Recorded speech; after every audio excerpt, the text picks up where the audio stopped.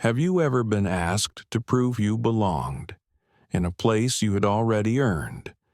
Imagine boarding a flight, holding a valid first-class ticket, only to be told calmly but firmly to step aside, not because of your papers, not because of a mistake, but because someone decided in that instant that you didn't look the part.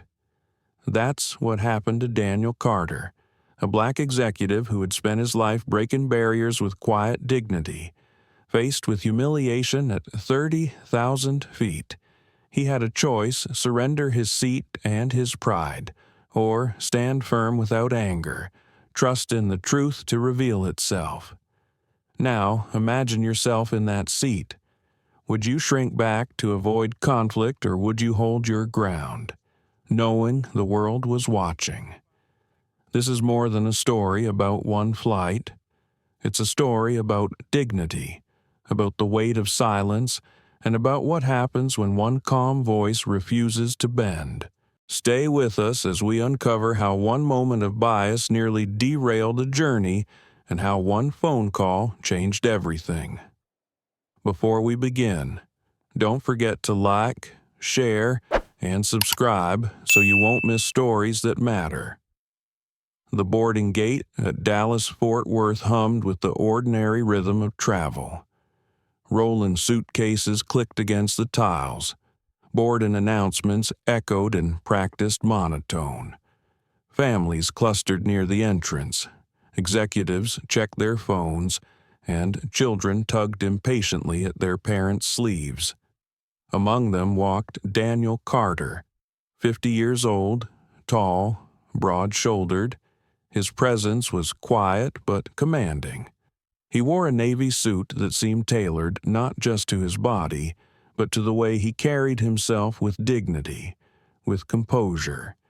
His leather briefcase, polished yet weathered at the corners, hung from his hand like a trusted companion through countless journeys.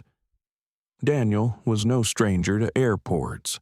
After decades of building his company, Carter Global Investments, flights had become routine. Yet, on this day, September, sunlight spilled across the runway with a kind of glow that made him pause. It felt like another ordinary trip, another meeting in New York. He had boarded hundreds of planes before. He expected nothing unusual. The scanner beeped as the gate agent accepted his ticket. "Welcome aboard, Mr. Carter," she said, glancing briefly at his boarding pass for Seat 1A, first class. Daniel nodded with a polite smile and stepped onto the jet bridge. The cool blast of recycled air hit his face as he entered the cabin. He walked with unhurried confidence, each step steady, unassuming. But as he approached the first row, his seat in sight, a flight attendant shifted in front of him. She was young, sharp in uniform, her name tag reading Rachel Meyer.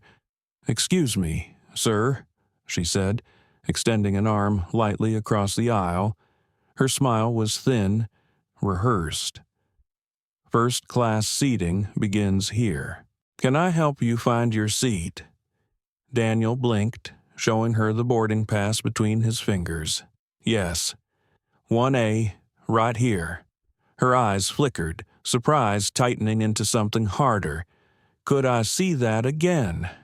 He handed it over. She studied it too long, her lips pressed. Passengers waiting behind Daniel shuffled impatiently, the line backing up. Rachel cleared her throat. "I'll need to verify this with my supervisor. Please step aside for a moment." A ripple passed through the line.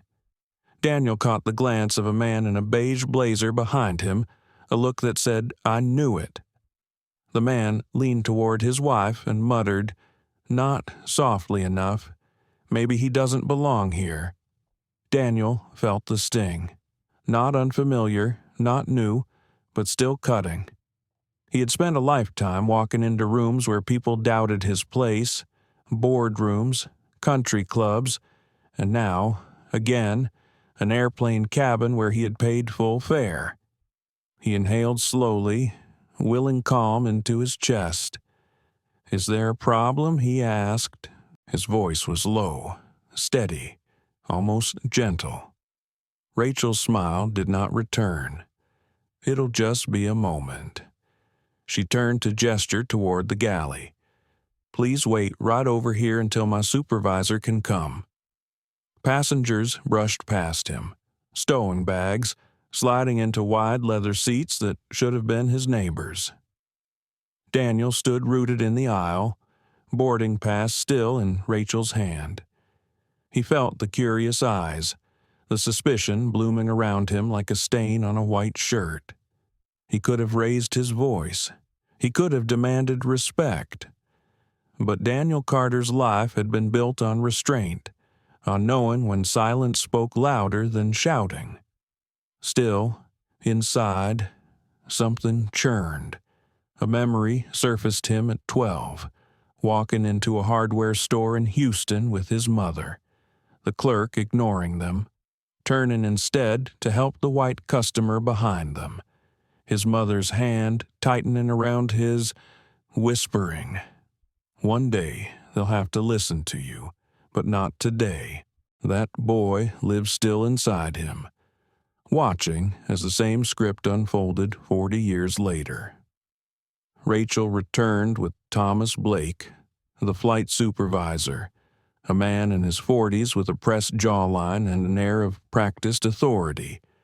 "Sir," Thomas said, glancing quickly at Daniel before focusing on the boarding pass.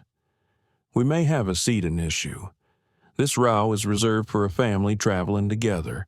We'll need you to move to another seat." Daniel's brows lifted, disbelief flickering across his composed features. "Reserved. I purchased 1A weeks ago." Thomas kept his tone even but firm. "I understand, but sometimes arrangements are made for VIP families. We'll find you a seat in economy. You'll be comfortable there." The words landed like a stone in Daniel's chest. Economy. After paying thousands, after years of loyalty to the airline, after a lifetime of fighting to belong, around him, murmurs spread. Someone whispered, "He probably tried to sneak up here." Another voice chuckled softly. Daniel's hands tightened around the briefcase handle. His heart pressed against his ribs, not with panic but with the deep, weary ache of a man who had endured this script too many times.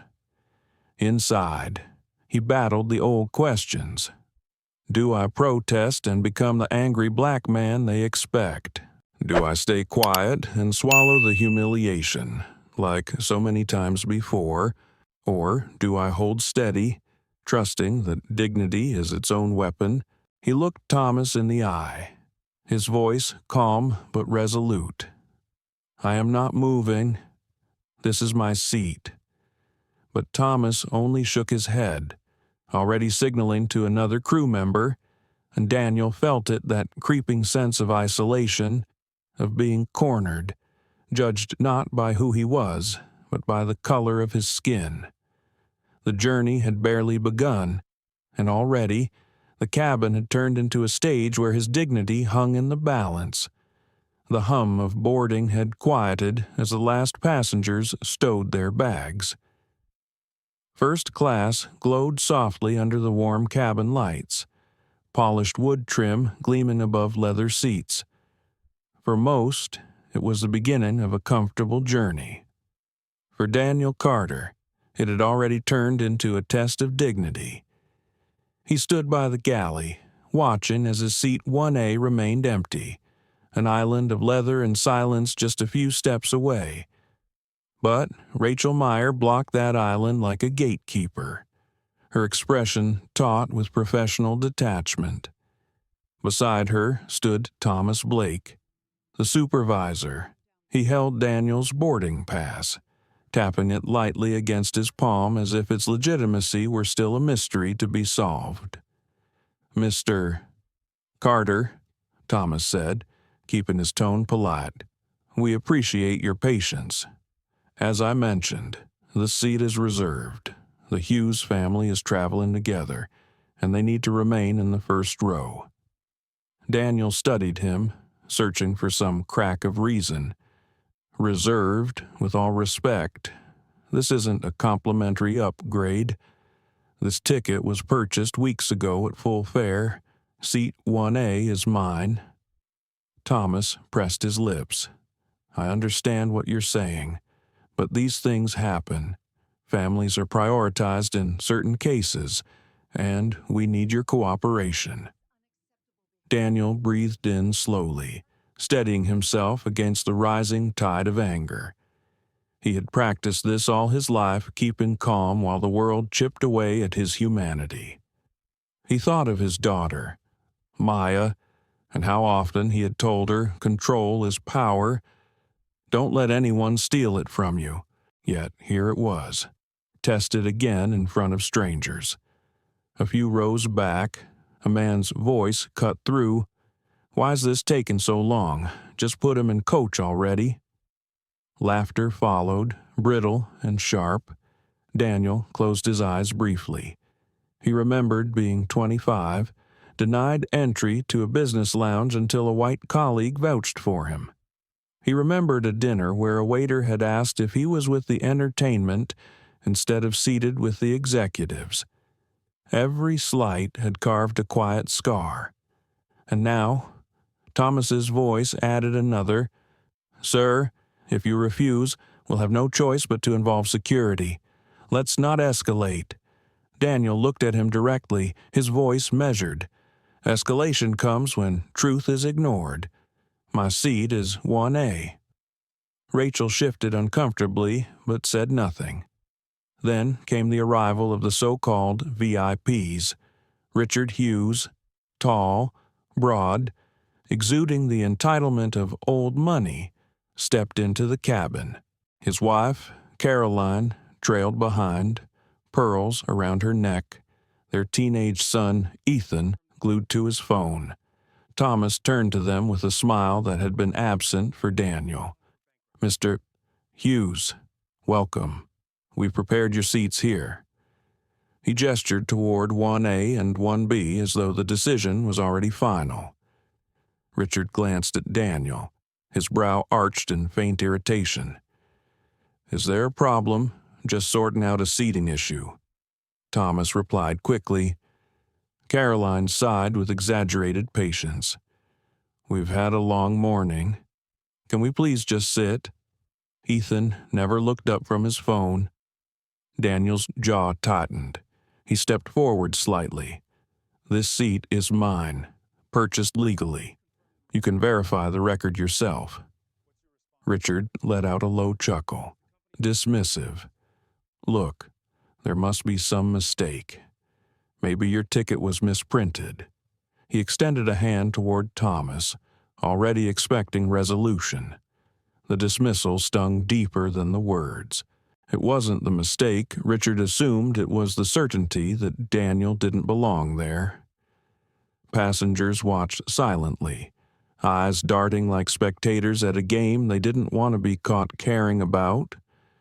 The air thickened with the tension of unspoken bias. Thomas lowered his voice, as though confiding with a child. Mr. Carter, we've identified an alternative seat for you in economy. It's quite comfortable. I suggest we proceed. Daniel felt his pulse drum in his temples. Inside, a storm raged. Should he yield, just to avoid further humiliation? Should he fight openly?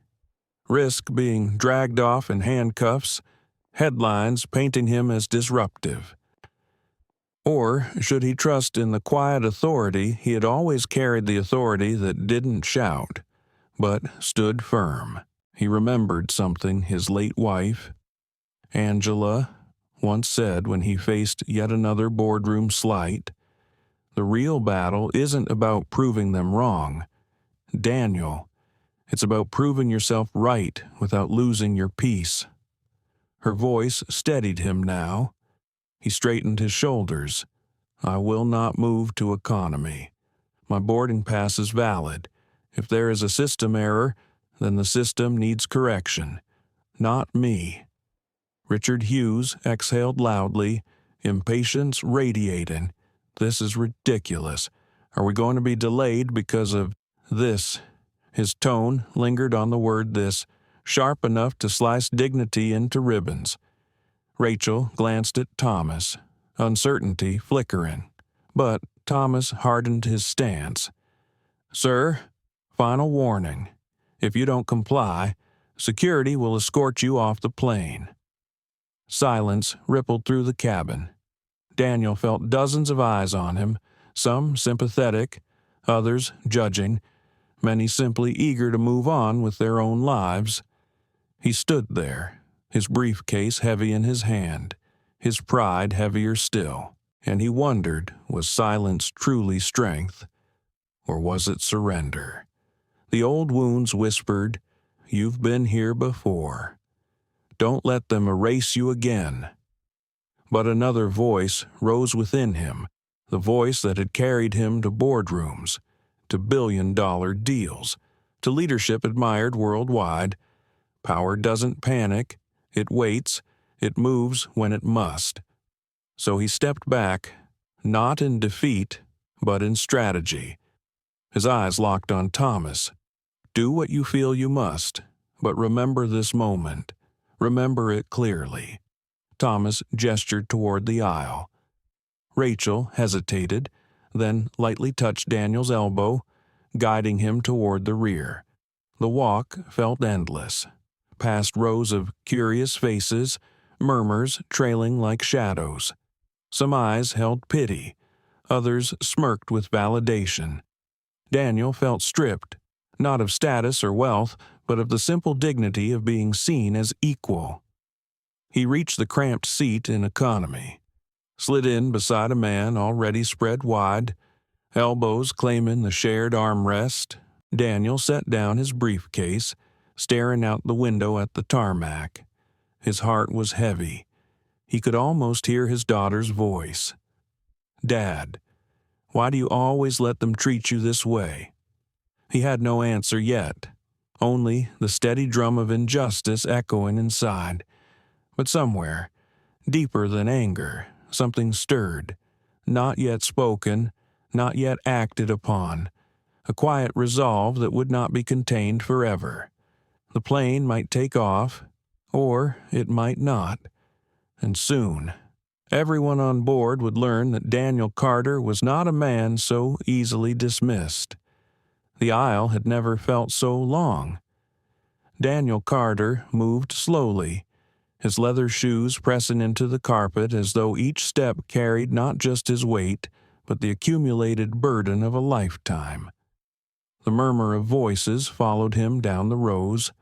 Some hushed, some Rachel Meyer walked a half step ahead, her posture stiff, eyes fixed forward. She did not look at him.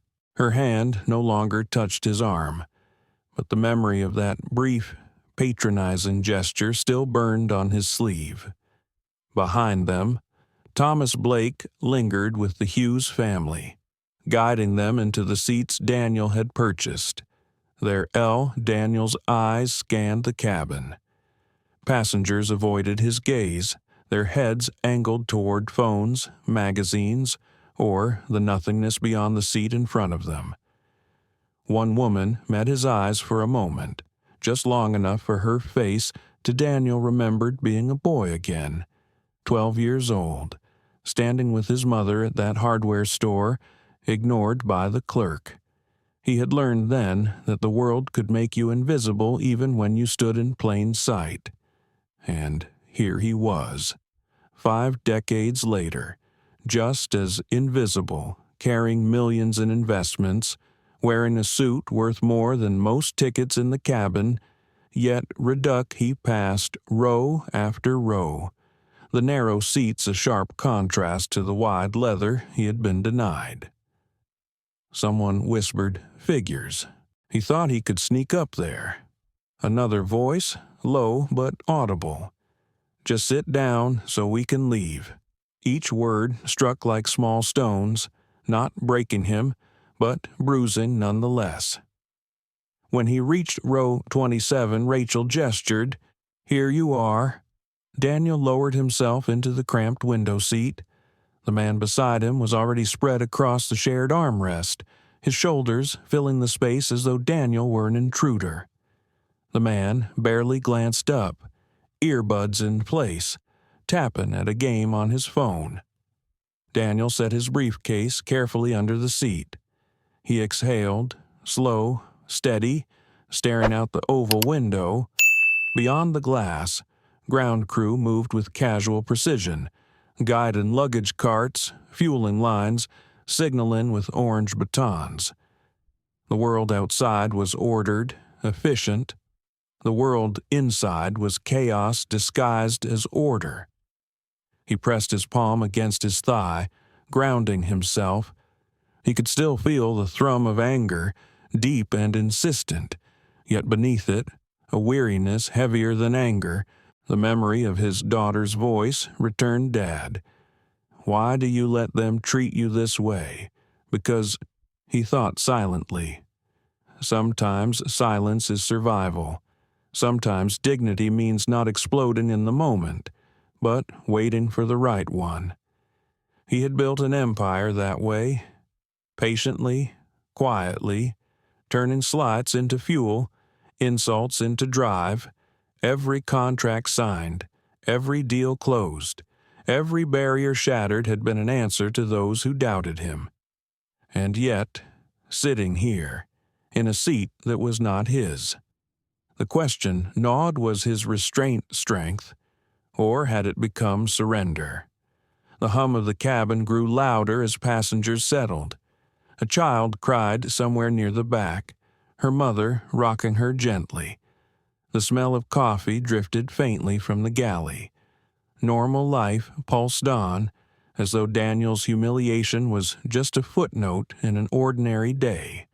But inside him, the footnote grew into a headline. He closed his eyes.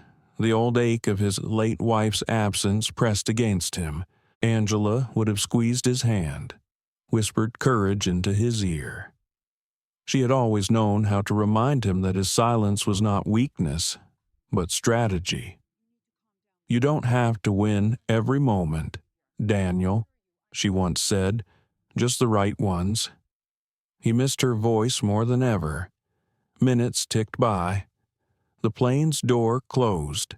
Safety announcements droned. Flight attendants moved briskly through the aisle, performing the rituals of travel as if nothing extraordinary had occurred. And yet the extraordinary clung to Daniel like a second skin. The man beside him finally shifted, glancing at Daniel. "Rough day?" he asked casually, as though small talk could dissolve what had just happened. Daniel looked at him, his eyes steady, voice low. "Something like that." The man shrugged and turned back to his game, indifferent once more. Daniel's hand tightened around the armrest. He felt anger coil again. He thought of standing up, marching back to the front, demanding justice now, but a quieter thought intervened. Wait, let them believe they've won. The story isn't finished yet. His phone vibrated in his pocket. A message from his assistant in New York board meeting confirmed. "Car waiting at JFK. Safe flight. Mr. Carter." The irony twisted like a knife. Safe flight. The words mocked him. Here in a place that had stripped his dignity before takeoff. He wanted to reply, but instead he slipped the phone back into his pocket. His time to speak had not yet come. As the plane taxied, he stared out at the runway lights flickering in long, precise lines. He thought of every barrier he had overcome, every humiliation endured, every triumph that followed.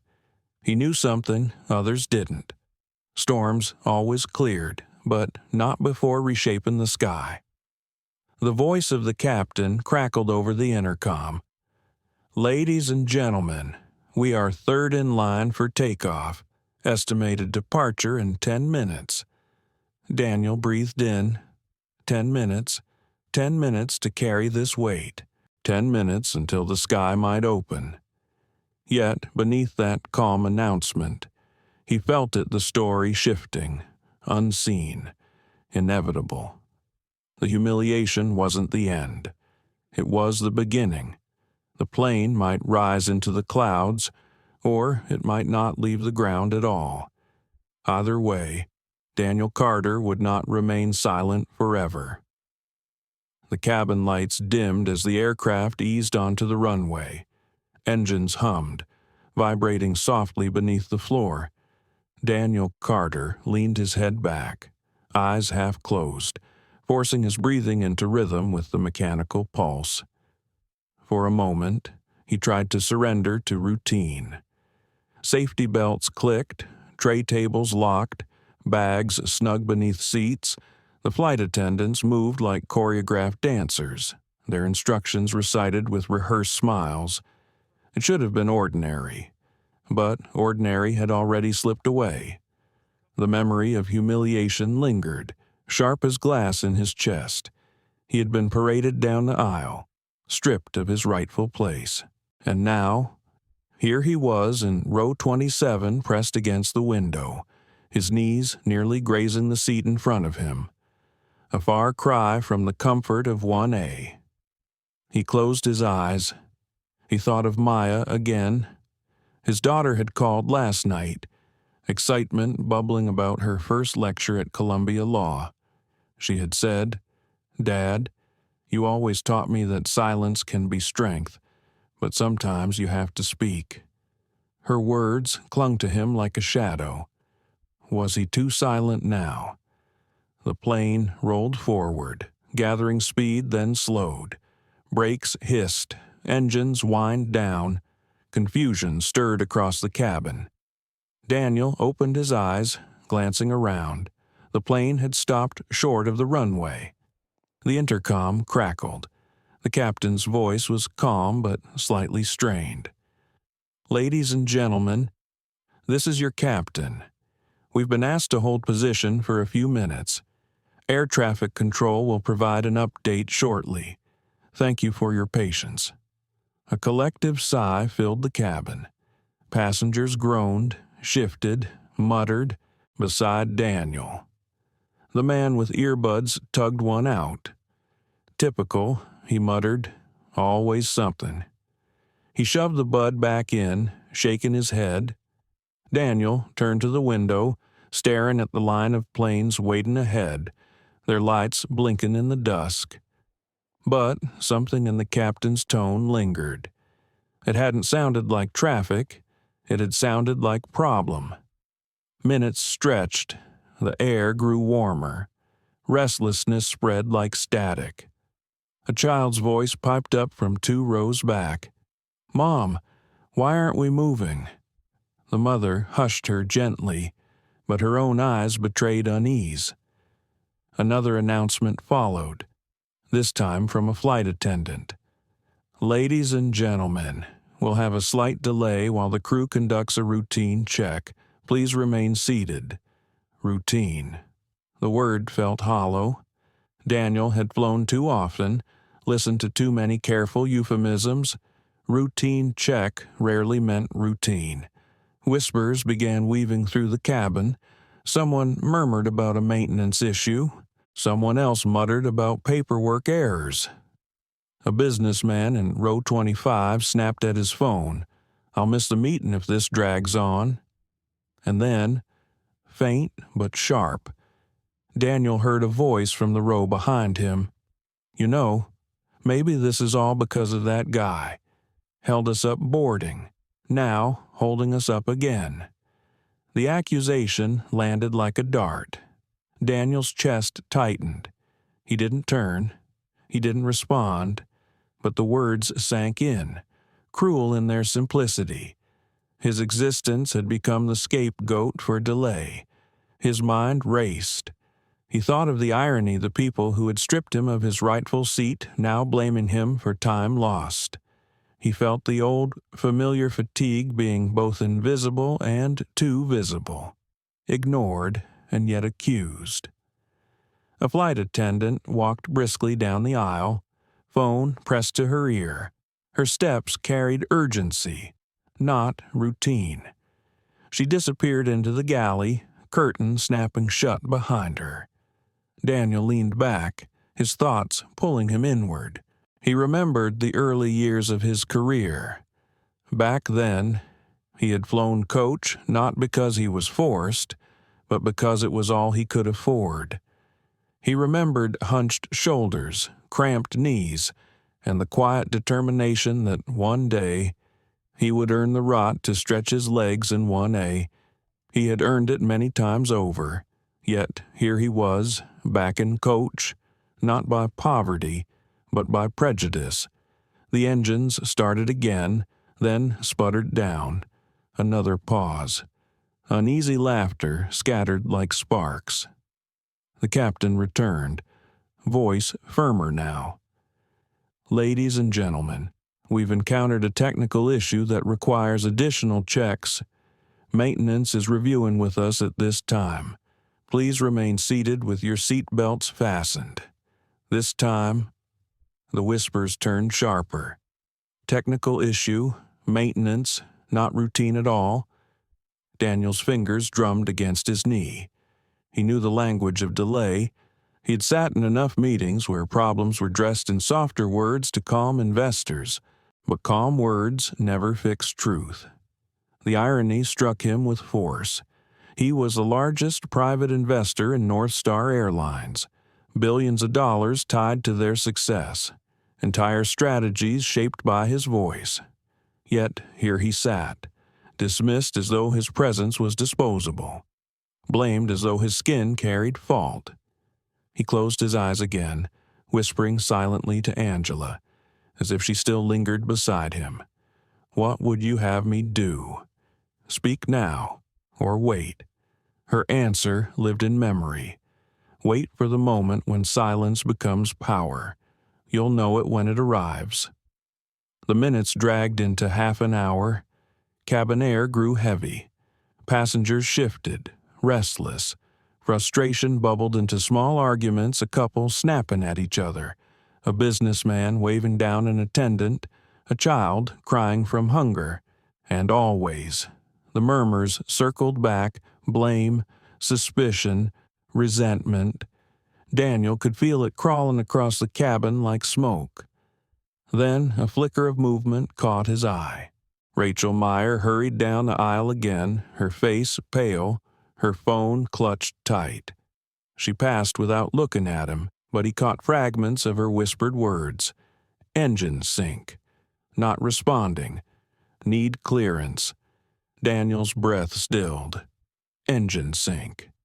He knew enough about aviation to recognize danger when he heard it. This was no small delay. Passengers didn't know yet. They only knew discomfort, not the edge of risk. But Daniel knew. And with that knowledge came something else, an unexpected shift inside him. The humiliation of being pushed back to row 27 still burned.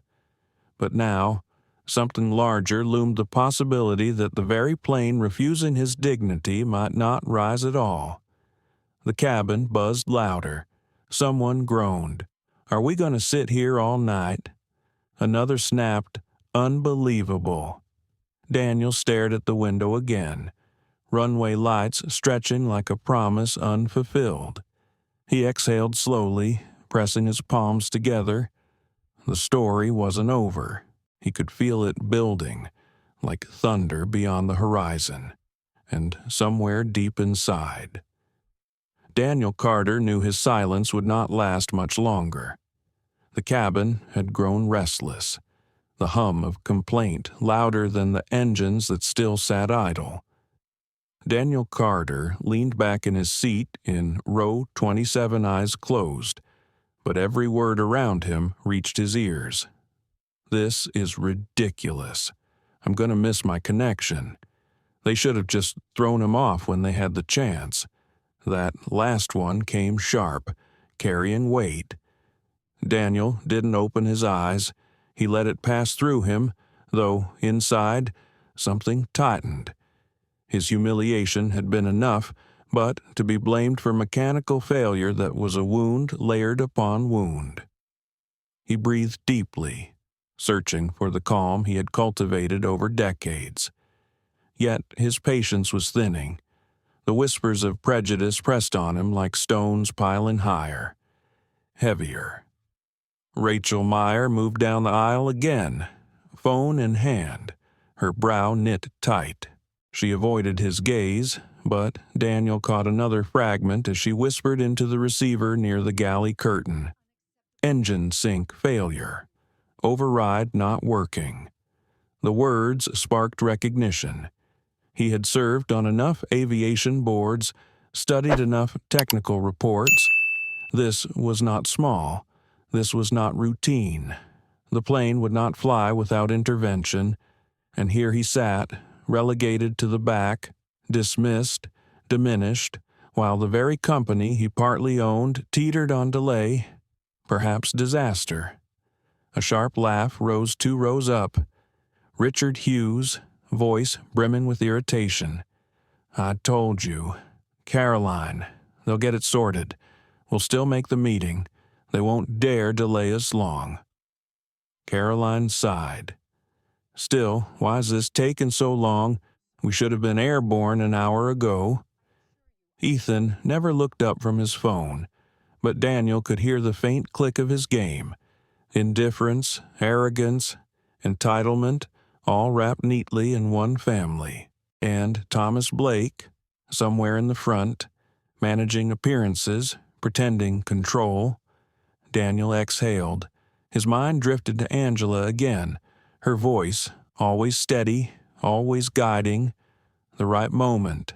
"Daniel, wait for the right moment, then speak so they can't forget." Maybe that moment had arrived. His hand slid into his jacket pocket. Fingers brushed over the phone.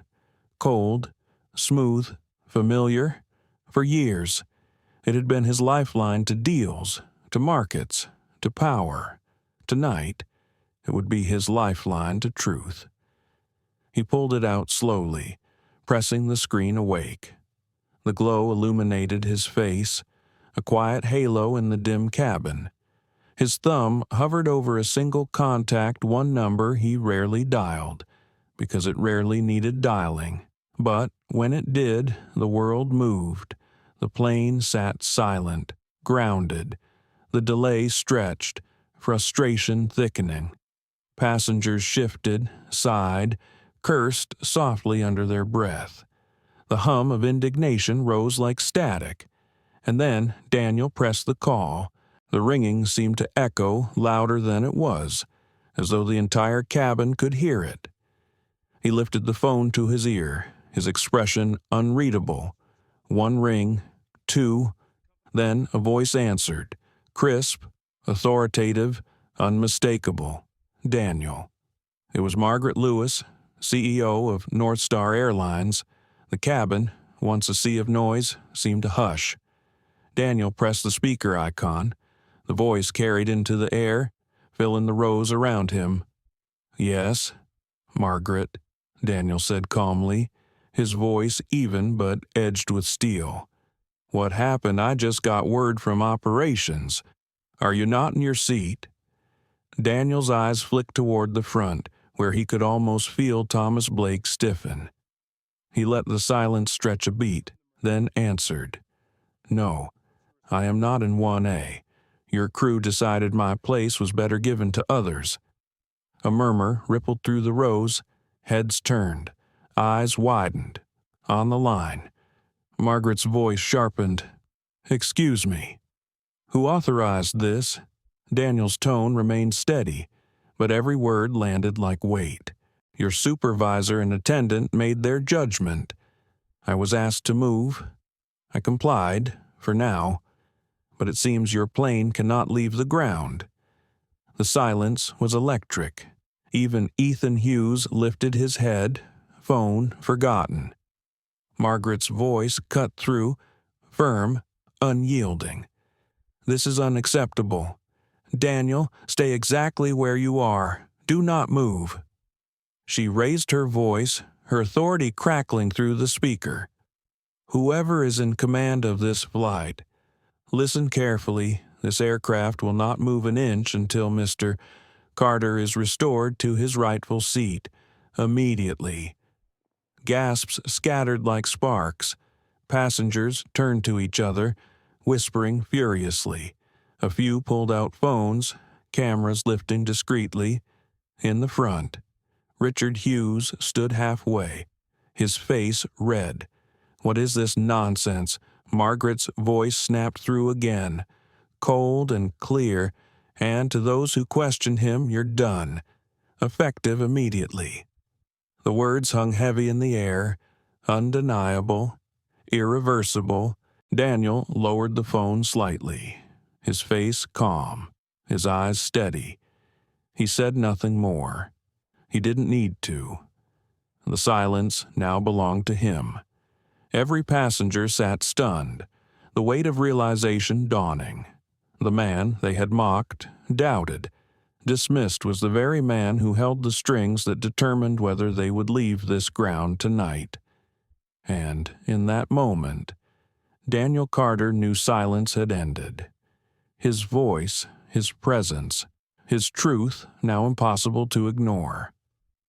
The hum of the engines remained low, uncertain, but the hum of justice had begun to rise. The cabin had never been so quiet. For a moment, even the children stilled, their restless kicks and chatter drowned by the thunder of Margaret Lewis's words echoing through Daniel's phone. Effective immediately. Those words sat heavy in the recycled air, a verdict, a sentence, a reckoning. Daniel ended the call with a simple touch, slipping the phone back into his jacket. He did not smile. He did not gloat. His calm presence was more piercing than any outburst could have been. From the front, Thomas Blake shifted uneasily. He tugged at his tie, his eyes darting toward the galley, toward Rachel Meyer, who stood frozen with the stack of cups trembling in her hands. Richard Hughes sputtered like a man grasping for control of air that had already left him. Caroline sat rigid, her pearls glinting under the cabin light, while Ethan simply stared, his screen dimming in his lap, forgotten. Then came the captain's voice, heavy over the intercom, forced into formality. "Ladies and gentlemen, we will be experiencing a slight delay as we resolve an internal matter. Please remain seated," but everyone knew what was happening. Rachel stepped into the aisle, her face pale. She looked at Daniel, then at Thomas, then back at Daniel again. "Sir, Mr. Carter, we'd like to escort you to your seat in first class now." Daniel's gaze rose, steady, unwavering. He didn't move immediately. Instead, he spoke with a quiet strength that carried farther than raised voices. "You didn't want me in that seat before. Why now?" Her lips parted, but no words came. Passengers craned their necks, their phones angled just discreetly enough to avoid notice. They wanted every second recorded, every reversal captured.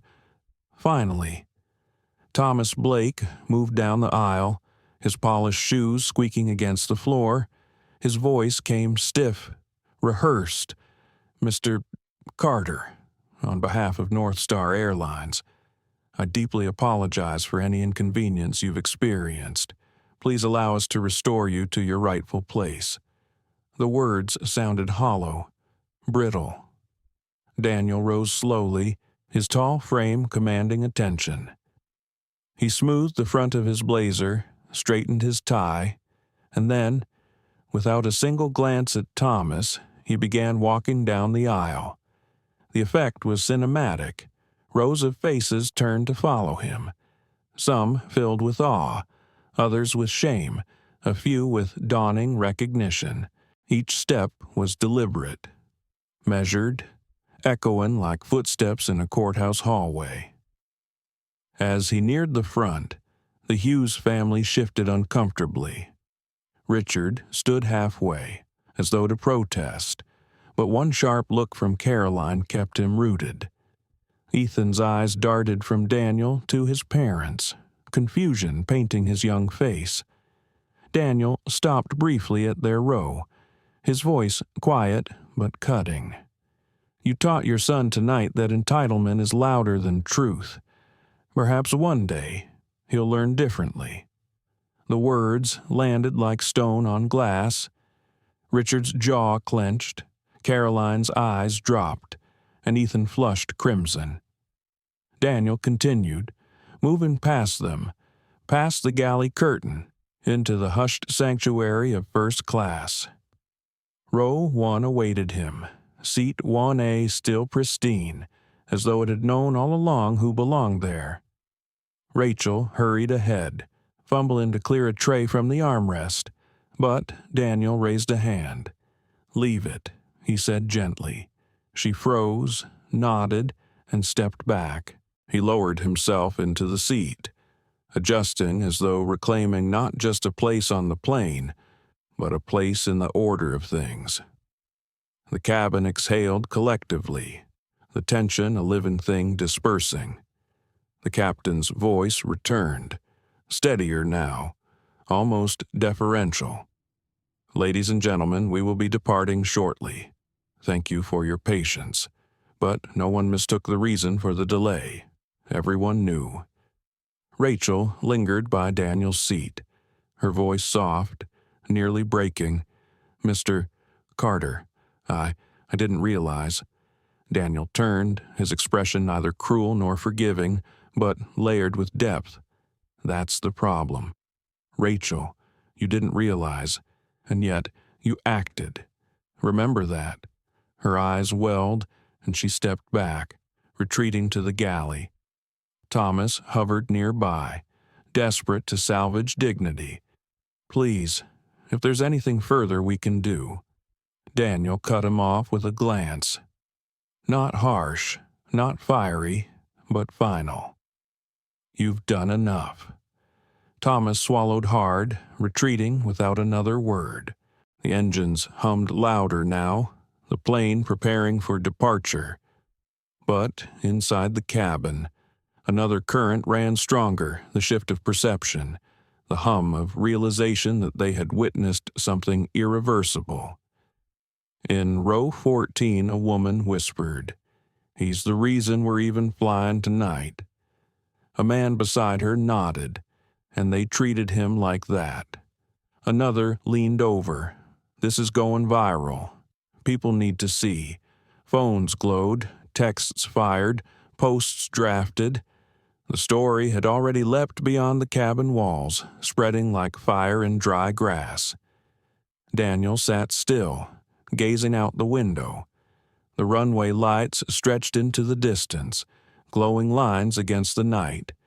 His reflection in the glass looked calm, but inside, his mind swirled. Angela's face flickered in memory again. He could almost hear her whisper, "Dignity doesn't shout. Daniel, it simply refuses to move." And tonight, he had refused to be erased, refused to be diminished. As the plane taxied toward the runway, Daniel leaned back. He was not triumphant, not vengeful, just steady. The work was not finished. This was only the beginning. The roar of the engines rose, pressing the plane forward. Passengers braced themselves, some still whispering, some still ashamed. And as the nose lifted off the ground, the lesson lifted with it, etched into every mind aboard a man they had doubted, dismissed, shamed, had turned their certainty into silence. The reversal was complete, but the story, Daniel knew, was only taking flight. The plane sliced through the night sky, engines steady now, the earlier falter erased by mechanical rhythm. Yet inside Daniel Carter's chest, a different hum persisted. He sat in 1A, his rightful seat, the leather cool against his back, A glass of water rested on the tray table, untouched. His fingers traced the condensation absently, mind distant, weaving through past and present like threads pulled too taut. Around him, first class had gone silent. Caroline Hughes stared rigidly out her window, avoiding his glance. Richard had ordered a drink but barely touched it. His bravado deflated into a brittle shell. Ethan sat hunched, eyes darting toward Daniel every so often, then away, as though shame were a weight too heavy for his young shoulders. Rachel Meyer walked the aisle sparingly, each step cautious. Once she paused by Daniel, but his gaze out the window made clear he did not seek her words. She moved on, silent, a shadow of earlier arrogance. Thomas Blake had disappeared into the galley, emerging only when necessary. His once brisk stride dulled into something meek. The air around him carried not authority, but fear. Daniel let it all pass. For now. His eyes drifted closed. Darkness pressed gently, and with it came Angela's voice, his late wife, the anchor of his moral compass. Daniel, you've always carried storms in silence, but storms need release. Don't drown inside. He saw her face, warm, radiant, seated across their kitchen table in Atlanta years ago. She had teased him then, over his habit of letting injustice roll off him as though ignoring it made it vanish. Sometimes silence is dignity, he had told her. Sometimes silence is surrender, she had replied, her eyes unflinching. Tonight, he wondered which it had been. He thought of the moment Rachel had first leaned down, asking him to move. The humiliation had burned hot, then cooled into numbness. He remembered the eyes of other passengers watching, judging, some smirking. He remembered standing, stepping aside, retreating to row 27. And he remembered the anger quiet, patient, coiled like a spring in his chest. Was it silence, or was it surrender, or had it been strategy, waiting for the right moment? He sighed, leaning back, the hum of engines steady in his ears. Perhaps Angela would have said both truths could exist together, that sometimes surrender in the moment opened space for justice later. He rubbed his temple, weary. The adrenaline of confrontation had ebbed, leaving fatigue heavy on his shoulders.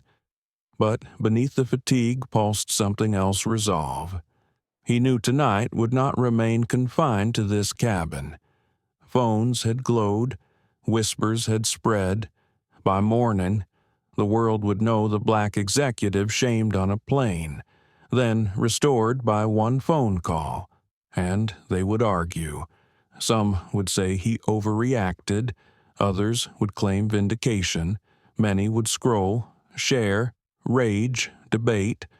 But for Daniel, it was simpler. It was about Angela's words, about his daughter Maya, 15 now, growing in a world where dignity had to be fought for daily. About his father's lessons, carried through years of small humiliations endured quietly. This night was not about a seat, it was about refusing erasure. He opened his eyes again. The flight attendant approached, placing a warm towel on his tray. Her hands trembled. "Mr. Carter," she whispered. I just want to say I'm sorry." Daniel studied her. She was young, no more than 25, with lines of fear etched deep by the night's ordeal. He didn't recognize her as part of the earlier conflict. "What's your name?" he asked softly. "Claire," she murmured. He nodded. "Claire. Remember, this apologies mean little without change. Learn. Carry it forward. That's how you honor what happened tonight." She nodded quickly, eyes shining, before retreating. The interaction left him thoughtful. He had seen this before, apologies born not from empathy but from fear of consequence. Yet sometimes fear cracked open space for growth. Sometimes shame birthed awareness. He leaned back, exhaling. From behind, a voice spoke low, hesitant. "Ethan Hughes, sir. I didn't know who you were. I didn't mean." Daniel turned slightly, meeting the boy's eyes. Ethan's face was pale, his bravado gone. "It shouldn't matter who I am," Daniel said, his voice steady. "Respect isn't earned by wealth. It's owed by humanity." Ethan blinked. Words caught in his throat. He looked down, fidgeting with his phone. Daniel let the silence linger, not harsh, but heavy enough to seed thought. The rest of the flight passed in uneasy quiet. Some passengers pretended to sleep. Others typed furiously on phones, their screens glowing like tiny torches in the dim cabin. The story was leaving already, racing through digital veins toward the outside world. Daniel rested his head against the seat. He thought of his office waiting in New York, of the board members who would call, of the media inquiries that would descend. He thought of his daughter, of the lesson she would draw from this. And he thought of the storm still to come, not just for the airline, but for himself. Because once a story left the walls of a cabin, it was no longer his alone. It belonged to the world, twisted, magnified, reshaped by countless voices. Would they see his dignity or only his power? Would they honor the truth or distort it into noise? The engines roared gently, steady in the night. Outside, stars scattered against velvet sky. Inside, Daniel's heart beat heavy but calm, like a drum carrying him toward what awaited. He whispered, barely audible, a prayer or a promise, "Angela, I'll carry this right." And in that whisper, he steadied himself, because reflection was not the end, it was preparation. And when the wheels touched New York soil, the true test would begin. The wheels struck the runway with a muted thud, the body of the aircraft shivering gently before steadying on the long strip of asphalt. A chorus of relieved sighs rose from the cabin, mixed with the clatter of seat belts and the restless shuffle of passengers eager to leave behind the strangest flight of their lives. But for Daniel Carter, the landing did not feel like an ending. It felt like a door swinging open onto something larger, louder, more unforgiving. From his window in 1A, the glowing Manhattan skyline glittered faintly in the distance. The city pulsed with life, restless as always, but tonight its heartbeat felt synchronized with his own fast, steady, inevitable. The captain's voice came over the speaker, strained but composed. "Ladies and gentlemen, welcome to New York. We ask that you remain seated until the aircraft has reached the gate." The usual polite script, but underneath, tension lingered like smoke. Phones lit up across the cabin, passengers already composing posts, editing clips, whispering about hashtags. Daniel caught fragments as they drifted toward him. "I can't believe they tried to move him. The CEO herself was on the phone. This video's going viral tonight." The plane rolled to a stop at the gate. The familiar chime sounded, freeing passengers from their seats. Immediately, half the cabin stood, jostling bags from overhead compartments, while others simply stared at their screens, transfixed by their own digital storytelling. Rachel Meyer hovered near the galley curtain, her uniform immaculate but her face drained of its earlier confidence. Thomas Blake stood stiff by the front door, forcing a smile that looked more like a grimace. His voice, when it came, trembled. "Ladies and gentlemen, thank you for flying with North Star tonight. We appreciate your patience." No one clapped. No one spoke. The silence that followed was sharper than any applause could have been. As passengers filed out, some cast quick glances toward Daniel, their expressions a jumble of shame, curiosity, or admiration. A few muttered quiet words, "Sorry, sir," or "Respect to you." Others avoided his gaze altogether, desperate to vanish into the anonymity of the terminal. The Hughes family lingered, Richard moving quickly to disembark, muttering under his breath. Caroline followed stiffly, her pearls catching the overhead light one last time. Ethan hesitated, his eyes locking with Daniel's for a fleeting moment. The boy opened his mouth as if to speak, but no words came. He dropped his gaze and hurried after his parents. Finally, the aisle cleared, leaving only Daniel and a few crew members. Rachel stepped forward, her voice hushed. "Mr. Carter, again." Daniel raised a hand gently, not unkind. "No more tonight. Rachel, save your apology for your reflection tomorrow. That's when it matters." She swallowed, nodded, and stepped aside. Thomas Blake forced himself closer, lowering his voice. "Sir, corporate will reach out first thing. Please understand this wasn't Daniel's eyes met his, calm but unyielding. This was exactly what it was. Mr. Blake, own it, or it will own you." Thomas flinched, the weight of truth heavier than any reprimand. With that, Daniel collected his leather briefcase, rose, and stepped into the jet bridge. The air outside was cooler, tinged with the industrial scent of the terminal. But what struck him most was the noise muffled at first, then swelling as he walked further down the bridge. Voices, shouts, the snapping crackle of camera shutters, reporters. He emerged into the terminal to a wall of flashing bulbs and outstretched microphones. Security officers struggled to hold back the growing crowd. Passengers who had already disembarked lingered at the edges, some raising phones high to capture the spectacle. "Mr. Carter, is it true you were removed from first class? Did North Star discriminate against you? Were you threatened with removal from the flight?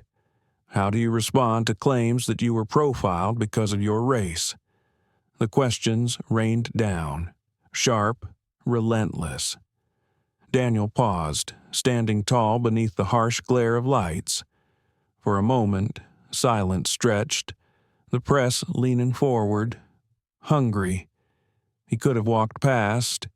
He could have kept silent. But Angela's voice rose again in his memory.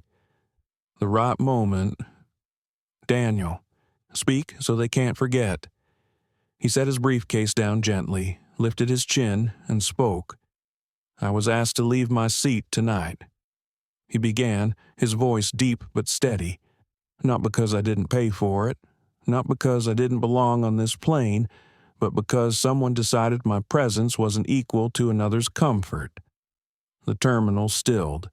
Cameras clicked, pens scratched, but no one interrupted. "I moved," he continued, "not out of weakness, but because sometimes silence opens space for truth to reveal itself. And tonight, the truth revealed itself when this plane could not leave the ground without me." A ripple of murmurs spread through the crowd. "This isn't about one seat," Daniel said, his tone sharpening. "It's about every moment people are told they don't belong. It's about every quiet humiliation that passes unseen, every dignity stolen in silence. Tonight, the silence ended. Not for me alone, but for anyone who has ever been told to move, to wait, to accept less." His words lingered in the air, reverberating like a verdict. A young reporter near the front asked timidly, "Mr. Carter, what do you intend to do next?" Daniel allowed the faintest smile, small but unshakable, what I always do, hold people accountable and build something better. Security moved in then, guiding him gently toward a side corridor. The press surged, but the officers held firm. As he walked, Daniel heard the questions resume, louder, frantic, but he no longer needed to answer. The message had already left with them. Outside, a black sedan waited, driver standing at attention. The city stretched beyond, restless, alive, already buzzing with the story that had left the confines of one airplane and now belonged to millions. Daniel slid into the back seat, the door closing softly behind him. For the first time all evening, he exhaled fully, deeply. The storm had broken, but he knew storms didn't end at landing. They only changed form, and this one had only just begun. The city never slept, but Daniel Carter's hotel suite felt suspended in stillness. 30 floors above Manhattan, the skyline glittered like a restless ocean. Neon and headlights colliding in restless waves. Daniel set his briefcase by the door and loosened his tie. He moved slowly, deliberately, as though each gesture grounded him against the whirlwind outside. He poured a glass of water, sat at the desk by the window, and opened his laptop. The screen came alive, and with it came the storm. Headlines blazed across every major site. Black executive forced from first-class airline CEO intervenes mid-flight. Daniel Carter humiliated on North Star flight. One call that stopped a plane. The images were worse grainy phone videos, shaky but powerful. Him rising from his seat in first class, the confrontation with Rachel and Thomas, the walk of shame to row 27. And then the reversal, the phone call, the cabin gasping, Margaret Lewis's voice carrying through the speaker. Clips had already amassed millions of views. On one platform, the hashtag #SheerSeatForCarter was trending worldwide. Another carried, "Dignity doesn't move." Daniel leaned back, exhaling slowly. He had known the story would leave the plane. He had not expected it to spread like wildfire in a dry forest. His phone buzzed endlessly. Messages piled in board members, old friends, colleagues, journalists, some furious, some supportive, some opportunistic. He ignored them all for now. Instead, he clicked on a video of the press conference already aired at the terminal. He watched himself on the screen, his voice steady, his words clipped and deliberate. This isn't about one seat. It's about every moment people are told they don't belong. Hearing it replayed, he felt both distance and weight. The words were his. Yet now they belonged to the world, dissected and debated. He clicked again. Commentators filled the late-night news cycle. One anchor leaned forward, passion in her voice. This is bigger than a seat on a plane. This is about dignity in America. Tonight, Daniel Carter reminded us that silence can be resistance. Another panelist scoffed. He's a billionaire. Let's not pretend he's the face of every struggle. People suffer worse indignities every day without phone calls to CEOs saving them. Daniel muted the screen.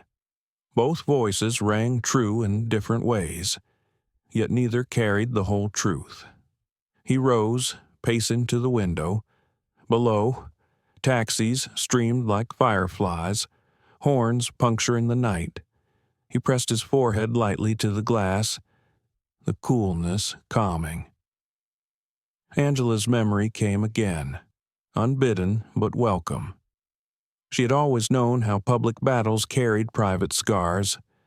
The fight will never be about just you, Daniel. It will always be about what people see in you. Be ready for both the praise and the doubt.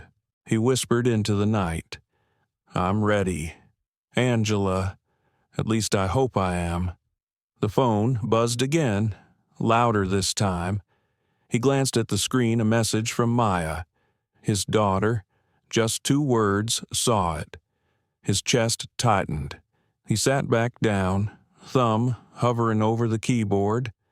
Finally, he typed, "We'll talk tomorrow. Just know I'm okay. Love you."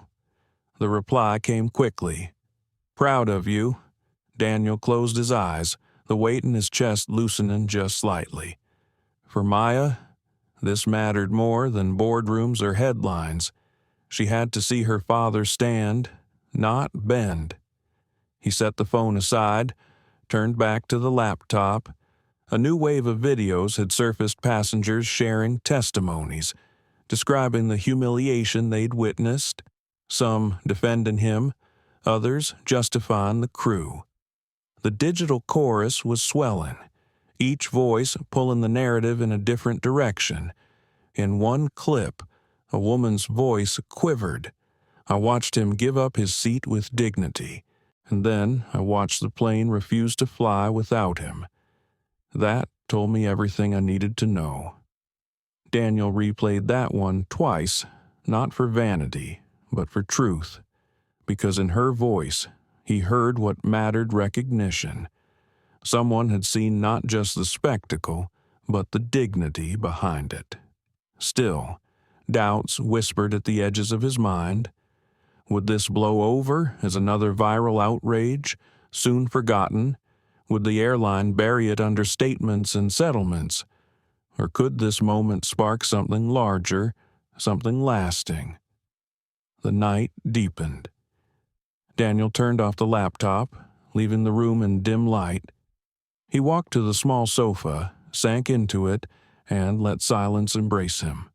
But silence did not mean peace. His thoughts raced. He imagined the boardroom tomorrow, colleagues urging restraint or revenge. He imagined the Hughes family scheming damage control. He imagined Rachel Meyer, crying in her uniform, wondering if her career had just ended. He pressed his palms together, bowed his head, a prayer, a plea, or perhaps just a grounding ritual. "Let me carry this right," he murmured again. Outside, the city roared on, indifferent yet oddly in tune with his heartbeat. Thousands of voices filled the night online, on air, in homes and bars and taxis, each voice echoing his name, his story. He was no longer alone in it, and that was both the comfort and the burden. The first rays of morning slid between the Manhattan towers, painting streaks of pale gold across Daniel Carter's hotel window. He had not slept, not fully. Sleep had come in fragments, broken by flashes of the night before Rachel's trembling apology, Thomas Blake's hollow defense, the reporter's microphones thrust like spears into his path. He rose before dawn, showered, dressed in a charcoal suit with a deep blue tie, the one Angela had given him years ago. "Blue steadies you," she had said once.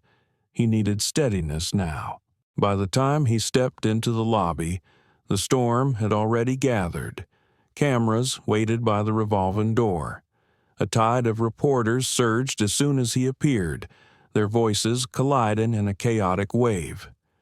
"Mr. Carter, what message do you have for North Star this morning? Will you press charges? Are you calling for resignations? Do you believe this was racially motivated?" The driver, a stocky man in a cap, pushed through the crowd to open the car door. Daniel lifted a hand in quiet acknowledgement to the reporters but said nothing. Words were currency, and he would not spend them too early. Inside the sedan, the city blurred past in streaks of steel and glass. His phone buzzed nonstop, calls from board members, texts from colleagues, invitations to morning shows. He ignored most, answering only one Maya, her voice still groggy but firm, came through. "Dad, I saw your speech again. Everyone at school is talking about it." Daniel smiled faintly. "And how do you feel about that, proud?" she said quickly, then paused. "But scared too. People are angry. You okay?" He exhaled, steady. "I'm okay. And whatever storm comes, I want you to remember this: we don't measure dignity by how people treat us, but by how we respond." "I'll remember," she whispered. The line went quiet, but the silence was enough. The car pulled up to North Star's Manhattan headquarters, a glass monolith reflecting the rising sun. Protesters had already gathered outside, holding hastily printed signs. Some read "Justice for Carter," others "End Airline Bias." Their voices rose in chants that echoed against the steel facade. Security ushered him through the doors, past the chants, into the cool hush of the lobby. Inside, the mood was electric. Executives clustered in corners, whispering urgently, eyes darting toward him as he passed. Assistants rushed by, phones pressed to ears, faces pale. On the 28th floor, the boardroom awaited. Margaret Lewis, CEO of North Star, stood at the head of the table, her silver hair gleaming under the recessed lights. She looked weary but unbowed. "Daniel," she said as he entered, her voice measured. "Thank you for coming." He nodded, sliding into a chair. The others' board members, senior executives, shifted uncomfortably. Some avoided his eyes. Others met them with a mix of guilt and apprehension. Margaret began. "Last night was a disgrace. The footage is everywhere. We cannot ignore it. Effective immediately. Thomas Blake has been suspended pending investigation. Rachel Meyer is on leave. We'll make a statement today." Murmurs rippled across the table. Daniel folded his hands, his tone calm but firm. "A statement won't be enough. The world has seen the symptom. Now they need to see the cure." A man across the table, older, gray at the temples, leaned forward. With respect, "Daniel, this is a PR crisis. We need to manage the optics, not overhaul the system." Daniel's gaze sharpened. "Optics. Tell me, Harold, how do optics fix dignity? How do optics repair trust?" The room fell silent. Margaret raised a hand gently. "Daniel, what do you propose?" He took a breath, his voice steady, deliberate. Accountability, transparency, reform. Not just apologies and training modules, but measurable change, independent oversight, anonymous reporting channels, bias training tied to performance evaluations, passenger advocacy officers on every major route, and most importantly, real consequences. A younger board member frowned. "That's drastic. The unions will push back."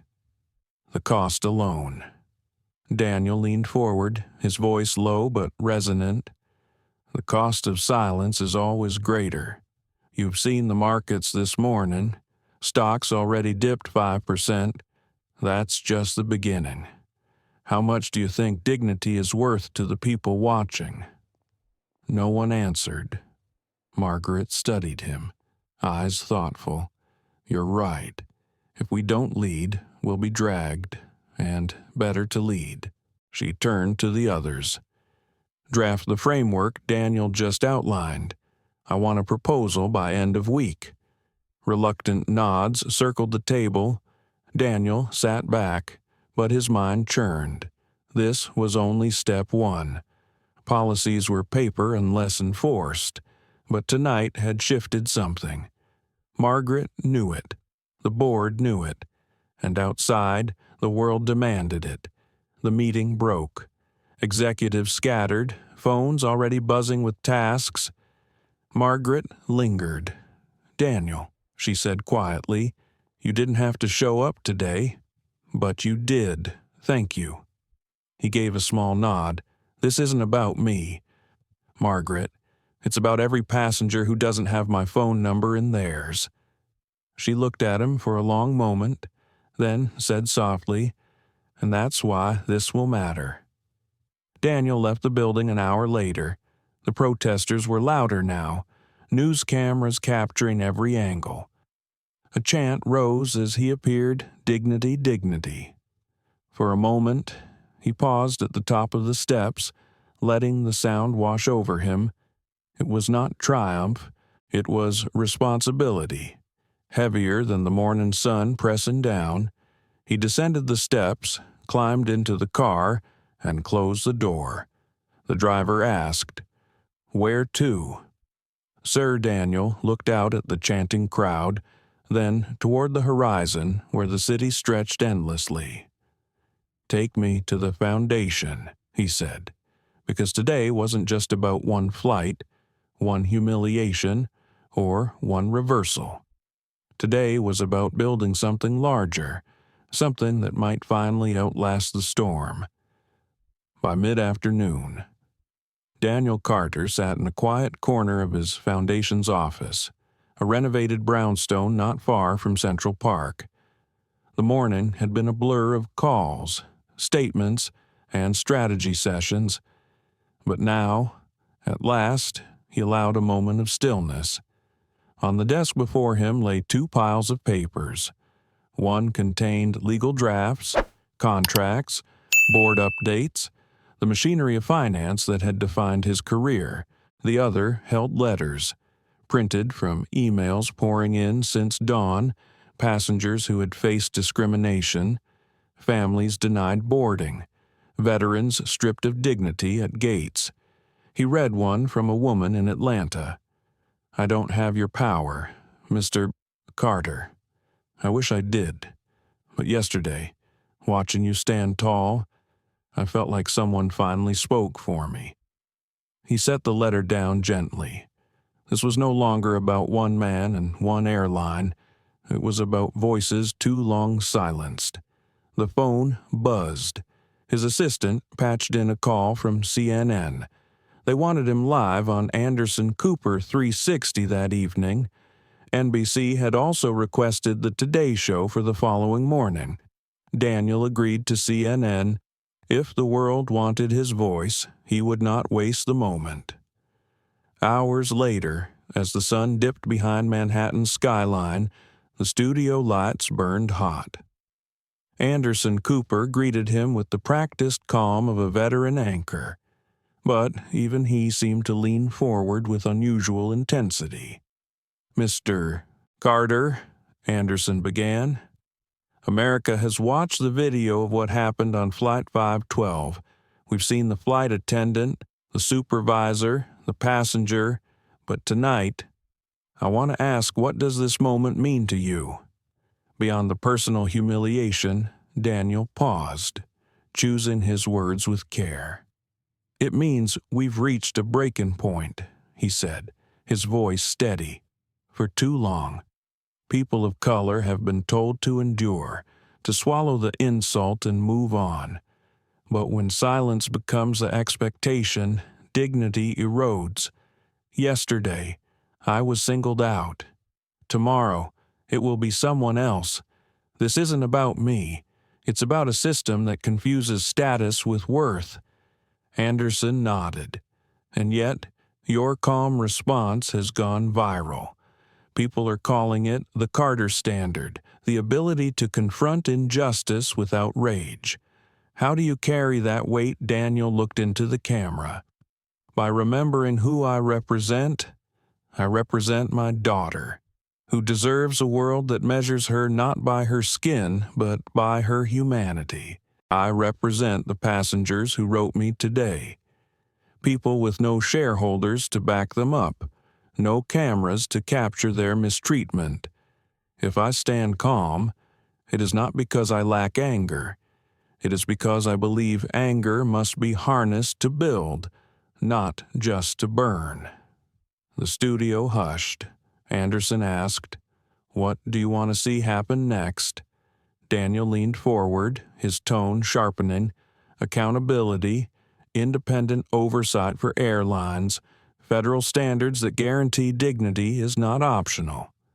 And I want corporate America to understand this bias is not just immoral, it's bad business. Trust is currency.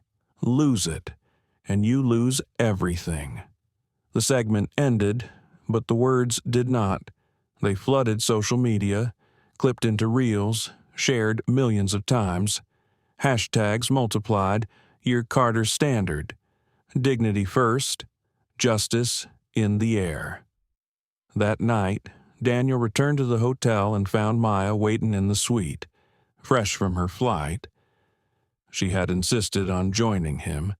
"Dad," she said softly, holding up her phone, "your speech is everywhere. Even my friends are reposting it. They're saying, 'This is how you lead.'"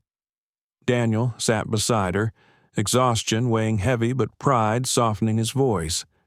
"Then let's make sure it leads somewhere. Otherwise, it's just noise." The next morning, NBC's Today Show brought him into America's living rooms. Hosts asked not only about the flight, but about his life, his upbringing, his mother, who had once walked him miles to a better school so he could dream bigger. Daniel told them of her words, "Hold your head high, son. The world will try to bow it for you." By the time he left the studio, the story had moved beyond scandal. It had become testimony. Later that week, the Senate Commerce Committee announced hearings on airline discrimination. Civil rights groups rallied in support. The Department of Transportation requested a meeting. But Daniel's most profound moment came not in a boardroom or studio, but in a small cafe on Lexington Avenue. A barista, Latina, perhaps in her 20s, approached quietly as he stirred his coffee. "Mr. Carter," she whispered, "I saw the video. Last year, they pulled my father out of line at the airport, made him empty his bags on the floor. He never said anything. He thought nobody would care. Thank you for proving somebody does." Daniel looked at her, the weight of her words pressing deeper than the Senate's invitations or Wall Street's numbers. When he stepped back into the street, the city roared as always horns, sirens, voices colliding. But beneath it, he felt a pulse, quiet but steady, like something larger beginning to move. Because one call had halted a plane, one night had shifted an airline. But perhaps, just perhaps, this moment could shift a country. The chamber of the Senate Commerce Committee was packed beyond capacity. Journalists lined the aisles, their cameras poised. Activists filled the gallery, clutching handmade signs that read "Dignity First" and "Justice in the Air." Daniel Carter sat at the long wooden witness table, flanked by his attorney and Maya, who had begged to come along. At 15, she looked too young for the gravity of the moment. But Daniel knew her presence mattered more than anything he could say. Senator Whitfield, silver-haired and stern, called the hearing to order. "Today," he began, "we address not just one man's experience, but the pattern of systemic bias in our transportation system. Mr. Carter, thank you for your courage in appearing here." Daniel adjusted the microphone.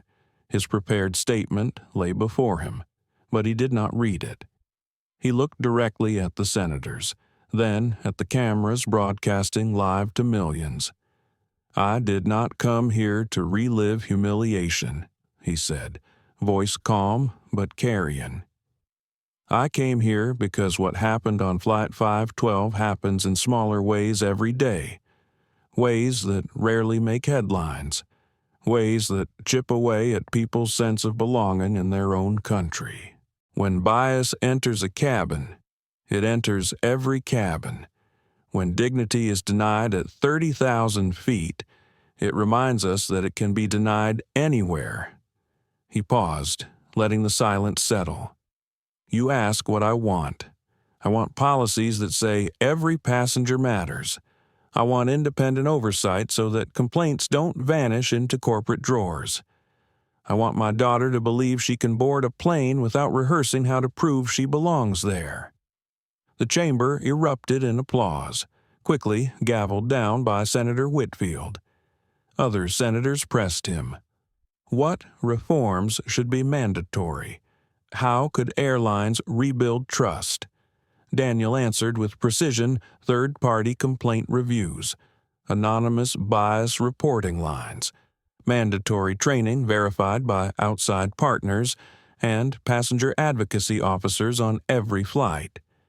He did not simply describe a wound, he prescribed a cure. Midway through, a staffer whispered urgently to Senator Whitfield. The senator raised a brow, then nodded. "There is a witness who has requested to testify," he announced. "She was directly involved in the incident. The committee will allow it." A murmur rippled through the chamber as Rachel Meyer entered.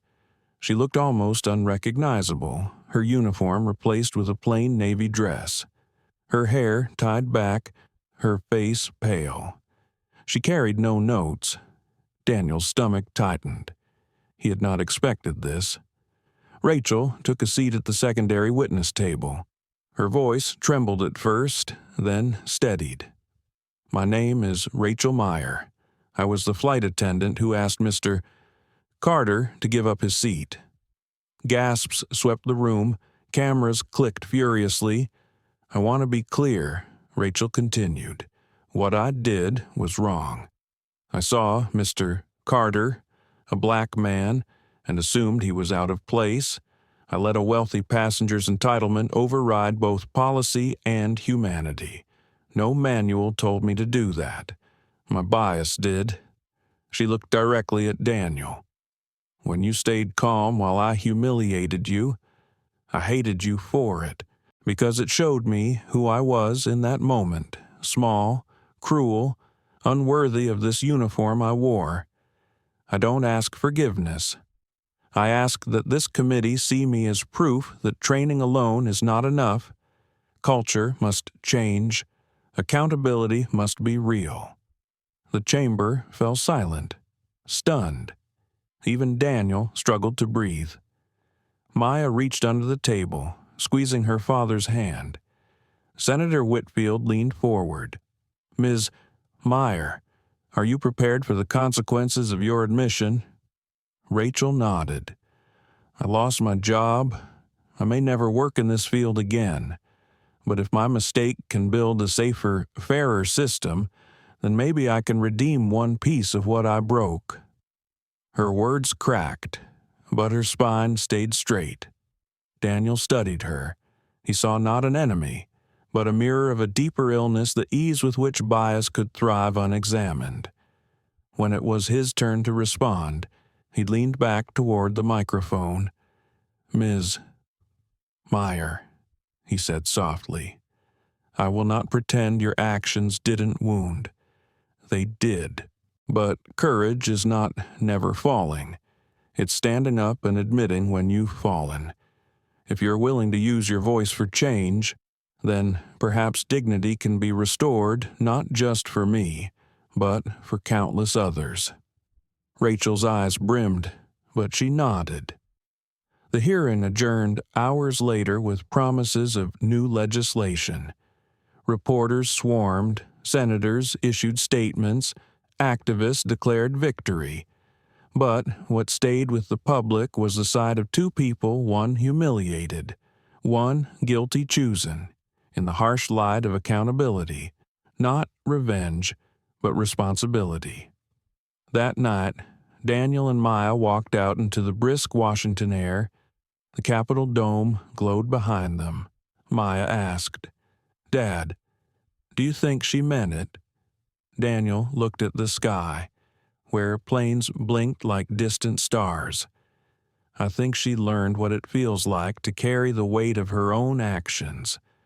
That's the beginning of change. The rest will be up to all of us." He placed an arm around her shoulder, For the first time since that flight, the weight in his chest eased, because justice was not a destination, it was a journey, and tonight it had taken one more step forward. The story of Daniel Carter reminds us that dignity is not negotiable, it is a birthright. In moments of injustice, our instinct may be to shout, to fight fire with fire. Yet Daniel showed that strength is not measured by the volume of our voice, but by the steadiness of our resolve. His calm defiance exposed a system's weakness and forced accountability not just for himself, but for countless others who lacked a platform. For older generations who have endured prejudice in workplaces, neighborhoods, and daily interactions. This story carries a deeper truth. Progress is not only in grand victories, but also in quiet refusals to be diminished. Each of us will face moments where our worth is questioned. The choice we make to surrender or to stand firm ripples far beyond ourselves. The lesson is clear. Calm courage can be more disruptive than rage, and a single act of dignity can unlock change for many. Hold your head high, not because the world grants you respect, but because you know you deserve it. That is the power Daniel carried and the power each of us can choose. Thank you for spending your time with us and walking through this powerful story. If it moved you, if it made you reflect, or if it reminded you of your own experiences, we'd love to hear your thoughts. Please like this video, share it with someone who needs hope today, and don't forget to subscribe to our channel for more stories that inspire, challenge, and heal. Your support helps us keep telling the stories that matter.